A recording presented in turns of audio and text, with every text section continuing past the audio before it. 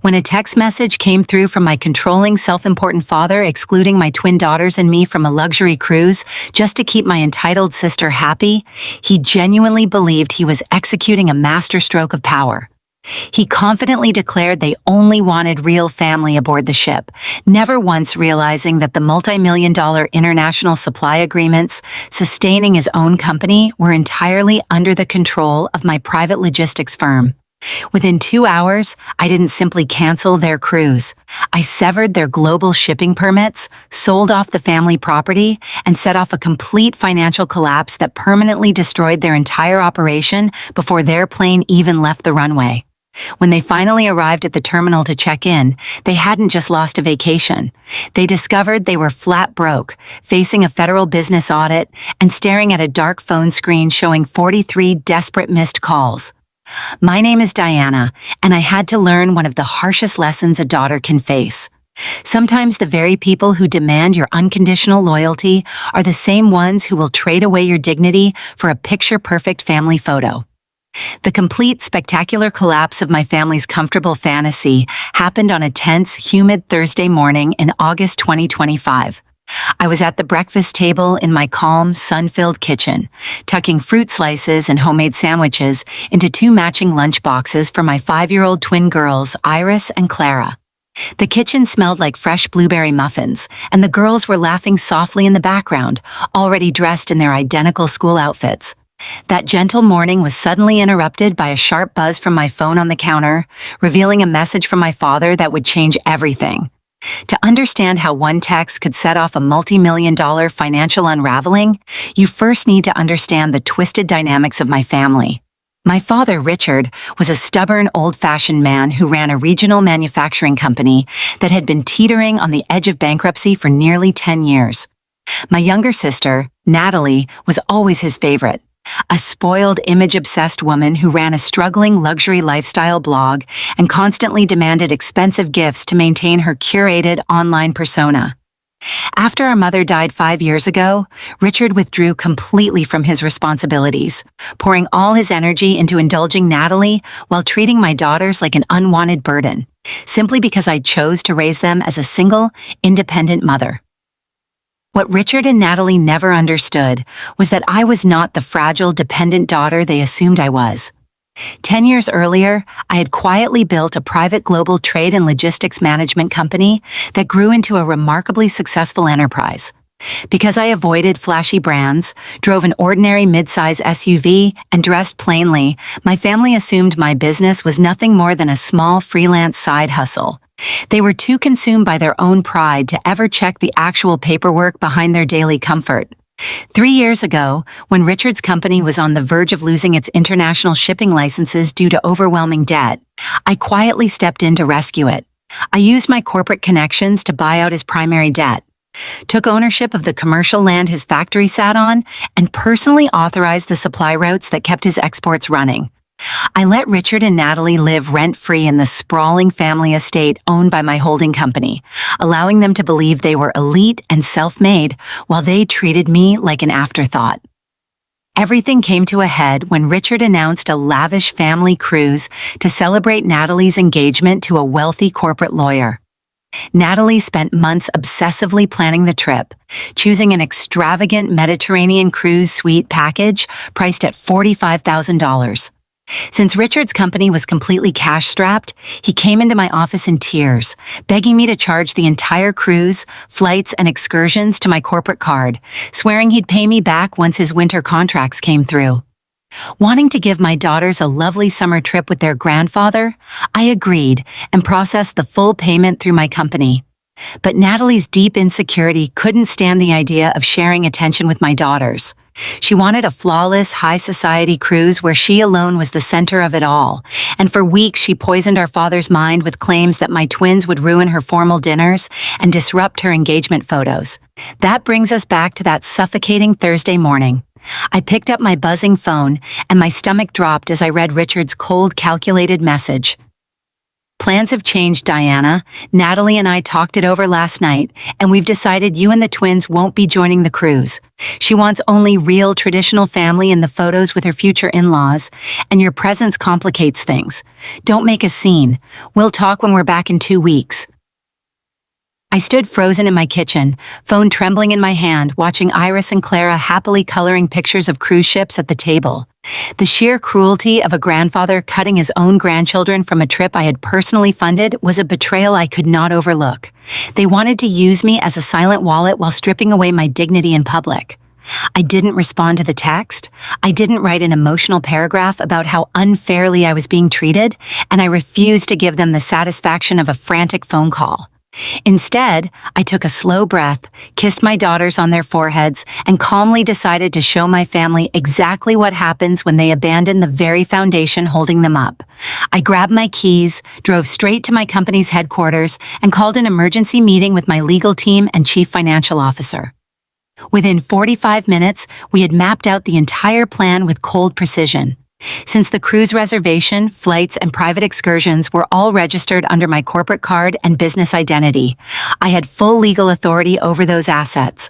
I instructed my CFO to immediately cancel the entire $45,000 travel package through a priority fraud protection claim, pulling every dollar back into my company's account.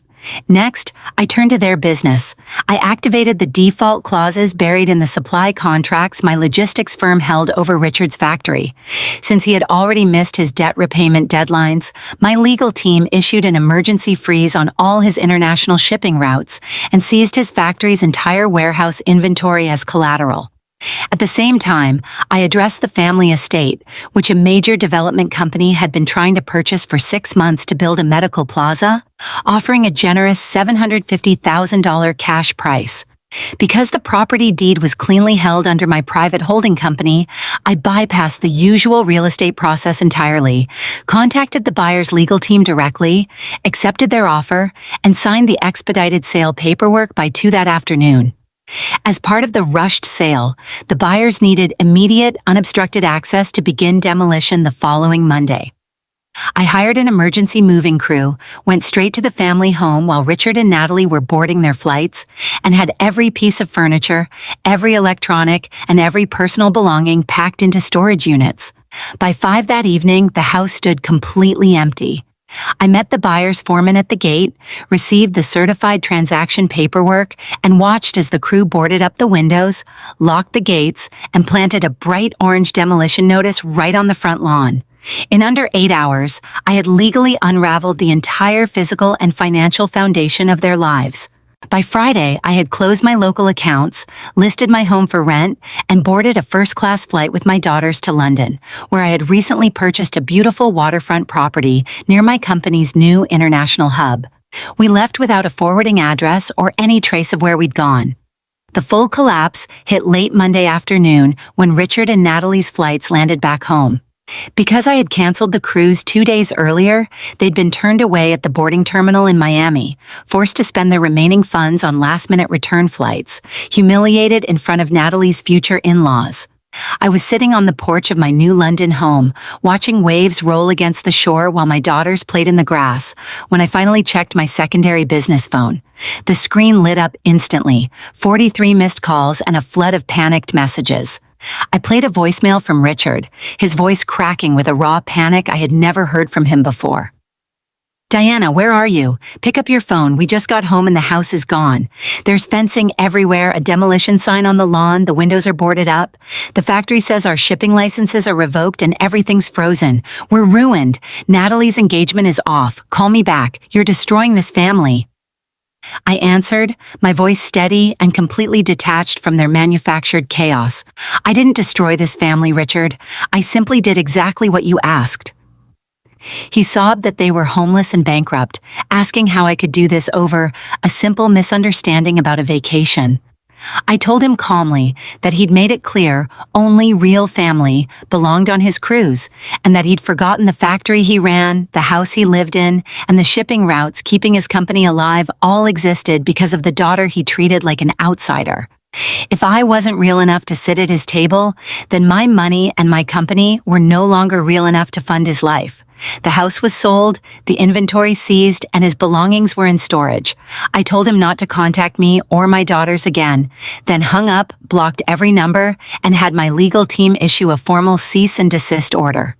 The retaliation was quiet, absolute, and left no room for argument, since every property deed and transaction record was airtight. With his shipping routes cut and inventory seized, Richard's company collapsed into liquidation, and federal regulators seized what remained to cover his debts. Natalie's fiancé, horrified by the cruelty of their message to me and the public unraveling of their finances, ended the engagement and cut ties with her socially. Unable to afford anything better, my father and sister moved into a cramped 2-bedroom apartment above a garage on the industrial side of town, working long hours just to cover groceries. Now I sit on the deck of my thriving new home overseas, watching the sun set behind the mountains, completely at peace. My company just finalized a major international merger, and my daughters are flourishing at a top private school in our new community. On my desk sits a small framed copy of that final text. A quiet reminder that real power never needs to shout, beg, or tolerate cruelty to protect what's yours. My family tried to use a vacation to humiliate me and hurt my children, but by staying calm, relying on the undeniable weight of what I legally owned, and letting the truth land exactly when they felt untouchable, I didn't just protect my daughter's peace. I built our freedom. My advice to anyone listening is this: never let the calculated cruelty of status-obsessed relatives push you into panic or a shouting match when they try to control your life or reject your boundaries. It's a painful truth to accept, but sometimes the people who share your blood are so blinded by their own pride that they mistake your quiet strength and independence for permission to use you. A parent's title doesn't earn them the right to manipulate your children or your character. Don't waste your energy fighting for a seat at a table where your worth is constantly questioned. When toxic relatives treat you like nothing while quietly depending on your generosity, stay silent, trust the power of what's legally and rightfully yours, and let their own arrogance unravel their world in its own time. Real family isn't measured by the vacations you pay for or the photos taken to impress others. It's the people who respect your independence and stand beside you when things get hard. Cutting off the support of people who take you for granted isn't cruelty. It's self-preservation, and it's something you owe yourself and your children. Protect your peace, guard what's yours, and remember that a life built on real integrity will always outlast one built on borrowed pride.